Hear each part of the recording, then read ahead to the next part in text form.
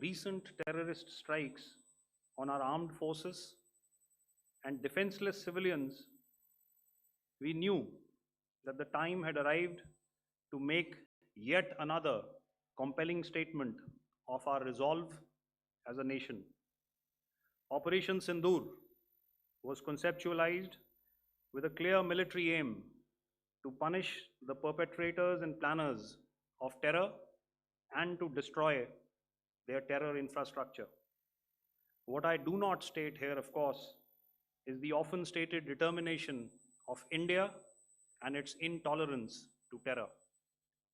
It set into motion a very diligent and microscopic scarring of the terror landscape across the borders and the identification of terror camps and training sites. The locations that emerged were numerous, but as we deliberated more, we realized that some of these terror hubs were now bereft of any presence and had preemptively been vacated, fearing retribution from us.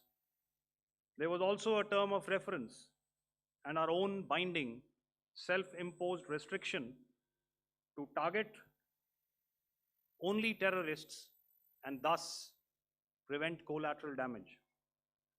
There were 9 camps that you are now all familiar with, which were confirmed by our various intelligence agencies to be inhabited. Some of these were in POJK, while there were others that were located in the Punjab province in Pakistan. Nefarious places such as Muridke, the hub center of the Lashkar-e-Taiba, has over the years bred infamous characters such as Ajmal Kasab and the likes of David Headley.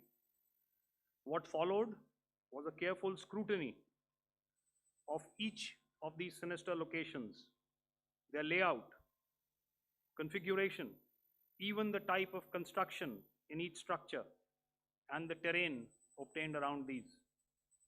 This was with an obvious intent to deduce and identify the exact vector that was required for their neutralization, as also the eyes in the sky that we would send up to ensure that we brought back evidence that we had indeed targeted what we set out to.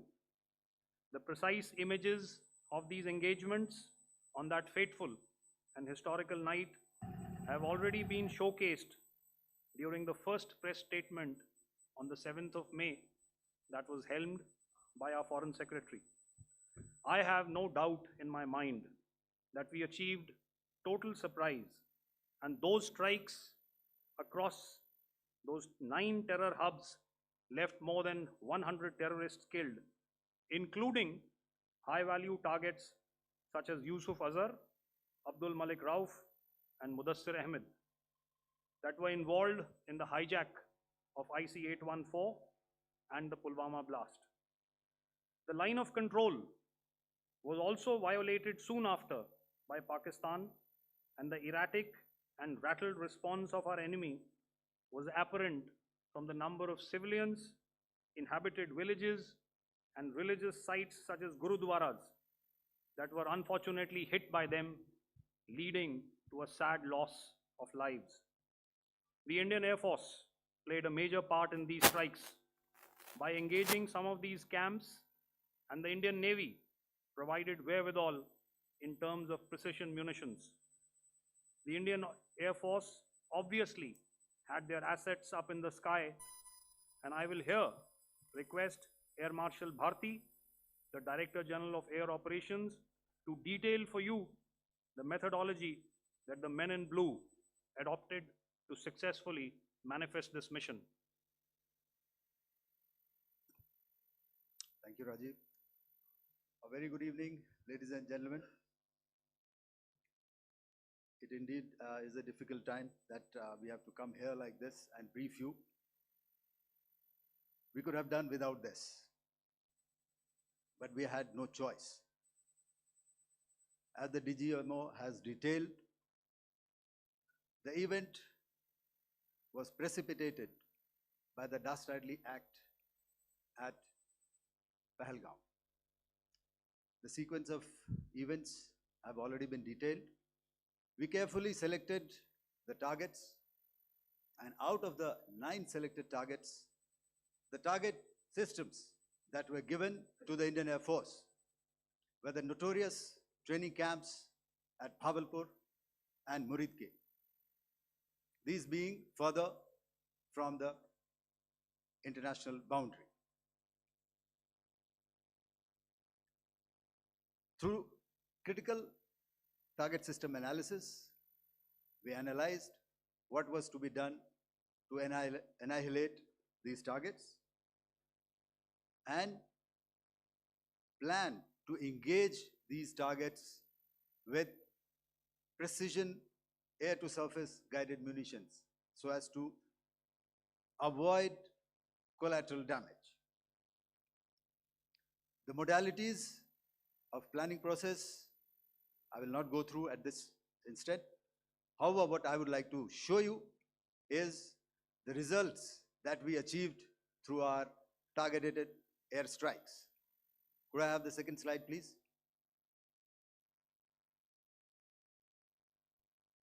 Yeah, change, please.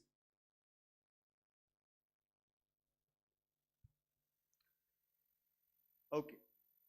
This is what the terror infra at Muridke looks like. If you see, north is as indicated, and to the right is east, where the international boundary lies. Could we have the next slide, please?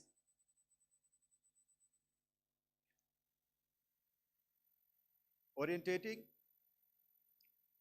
Just go back one slide. Okay. Please have a look at this red building, the series of buildings out here, and this empty ground. Next. If you relate, the empty ground is here, and you see this is the first weapon that is impacting. This is the impact point number 1 on Muridke training camp with our precision guided weapon on early morning 7. Next, please. Keep your eyes glued for the second weapon coming in and the second impact on the selected target point. Next slide, please.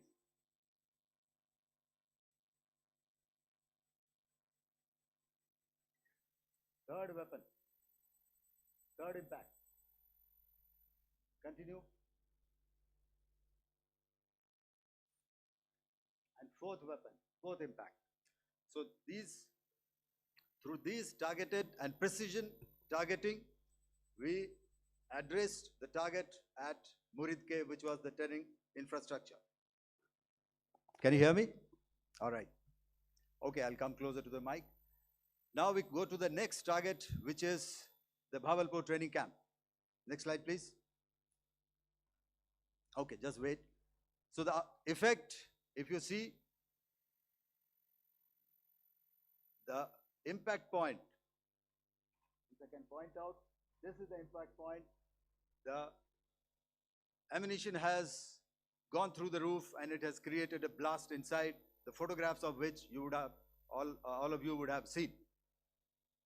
And the red building, after that, there was this double-story building. It has been completely decimated by precision targeting. Next, please. The target system, which was in the north, a series of buildings. I will show you how it looked. Next. Completely destroyed by our precision targeting. Next. Now coming to Bhavalpur, this is the target complex that we are dealing with, a fairly large target complex. So we had to carefully choose the points that we needed to address, which were high value and which would meet our stated objectives of eliminating the terrorists. I would like to draw your attention to this red canopy, and in relation to that, I would cover the targets. One target system is a series of buildings here, other one here, and other one out here. Next slide, please. This is how it looked before, and this is how the building looked after the impact of the weapon.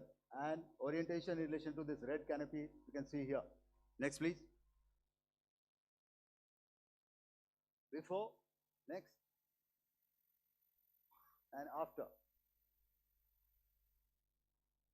The roofs have completely collapsed. Next. This is the target system. Next. Precision targeting, and we have achieved our objectives here. Next. All right, so that was what we did on the 7th. Our objective was to address these two terrorist camps, and that we did with precision. And thereafter, we maintained a robust air defense posture, because remember, our objective was to target the terrorist and terrorist infrastructure, not any other infrastructure, not the Pakistani military, not the Pakistani any other infrastructure. So that is what we have maintained on the 7th of May. However, what we saw in the evening of 7th of May, we were saturated with a raid of Pakistani unmanned aerial vehicles and small drones. And these came in waves in our civilian areas, over our military installations, and all of them were successfully intercepted. Few of them did manage to land. However, there was not much damage that they did. And we have our robust counter-US hard kill and soft kill systems which did the job. However, the difference here was that we had targeted the terrorists. The adversary now has targeted our civilians and the military infrastructure. So it had to be responded to. So in a quick and calibrated response, that very night, we struck their radar installations at Lahore and close to Gujranwala, the LYT installation, to indicate to him that we are ready, yet we do not want to escalate. Our fight was with the terrorists and not with the Pakistani military establishment. Thank you.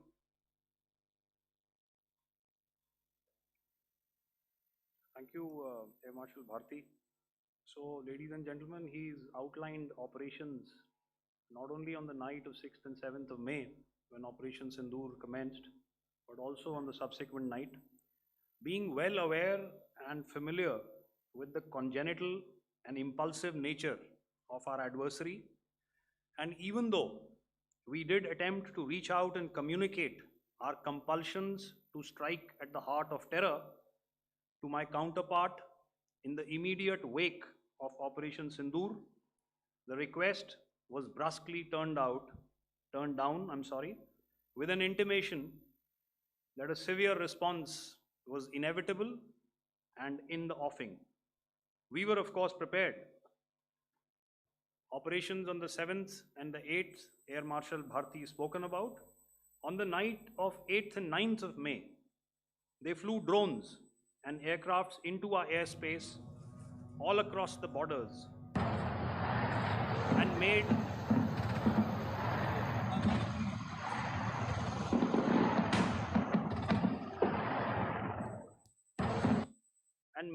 largely unsuccessful attempts to target numerous military infrastructure.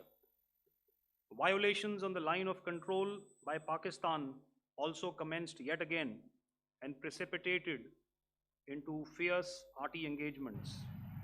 The air operations on the night of 8th and 9th of May, I'll yet again request the DG Air Operations to cover.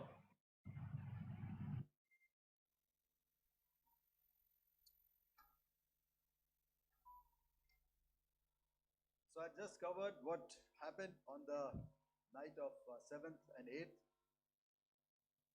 what we found that on the night of 8th and 9th, starting as early as 22:30 hours, our cities had a mass raid of drones, unmanned aerial vehicles, UCAVs, starting right from Srinagar, going down right up to Nalia. It was a mass raid in waves, and it was relentless. However, we were prepared, and our air defense preparedness ensured that there is no damage on ground or to any of the intended targets that the enemy might have planned for.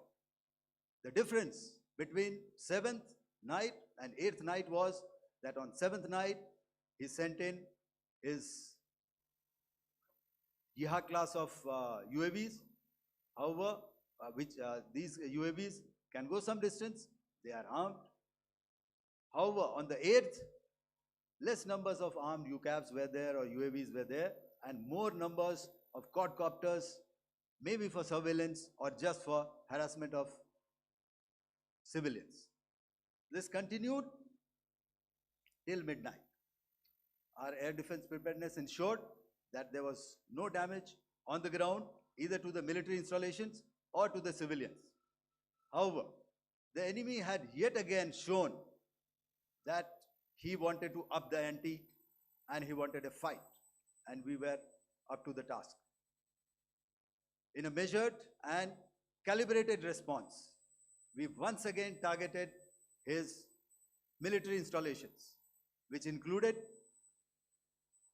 his SAM sites at Malirkant. This also included his surveillance radar sites at Lahore and close to Gujranwala. These were suitably addressed, and thereafter his drone attacks continued even till morning, which we countered, and during the daytime there was some respite. Here I would like to bring out another aspect. What we found was that while the drone attacks were being launched from somewhere close to Lahore, enemy had allowed his civilian aircraft to also continue to fly out of Lahore. Not only his own aircraft, but international passenger aircraft, which is quite insensitive, and we had to exercise extreme caution, even at the cost of some tactical disadvantage, to ensure that there is no damage to any of the civilian aircraft. And this was also brought out in our press briefing during the day. So I will now hand over to my colleague to cover the events of 9th onwards.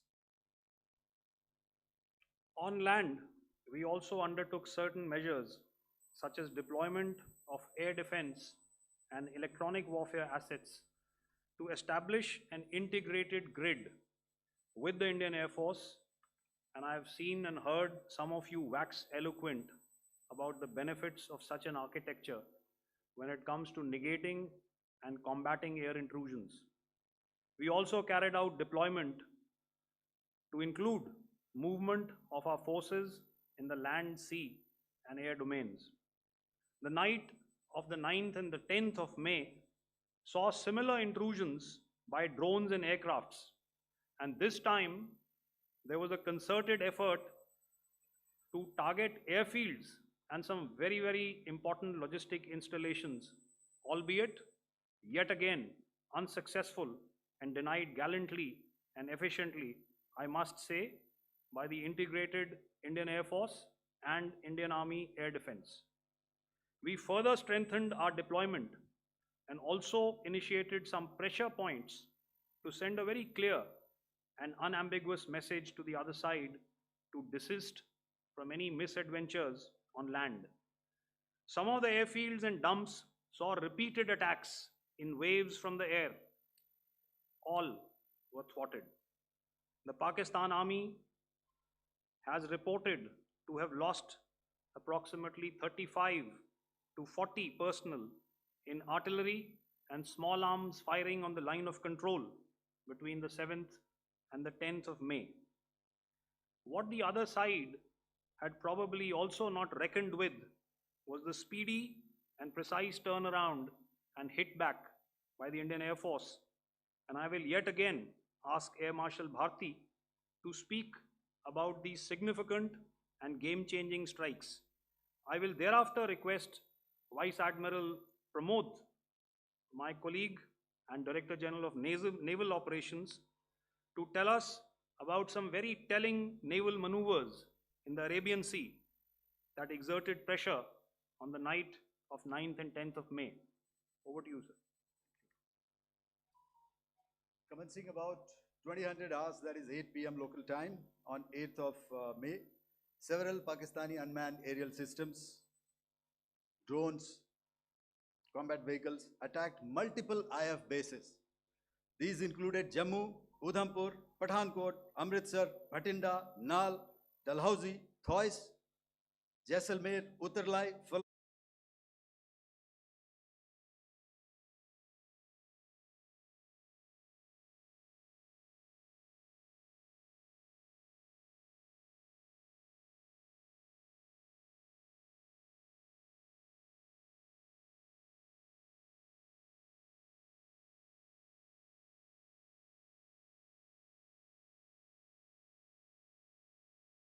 Lodi, Nalia. These were almost simultaneous and they came in waves. All our AD guns and other systems were waiting for them. All these waves were neutralized by our trained crew using the air defense systems that they have, and also some of them were utilized using our legacy systems like Pechoras and IF Summer, which we have recently acquired. And some were neutralized by the Garud snipers. There was no damage on ground from these incursions and these mass raids, if I could call them, from the Pakistani side. However, following these relentless attacks on our air bases, on our forward positions, and on our civilian targets, this was time to convey some message to our adversaries. And therefore, a decision was taken to strike where it would hurt. And towards that, in a swift, coordinated, calibrated attack, we struck his air bases, command centers, military infrastructure, air defense systems across the entire Western Front. The basic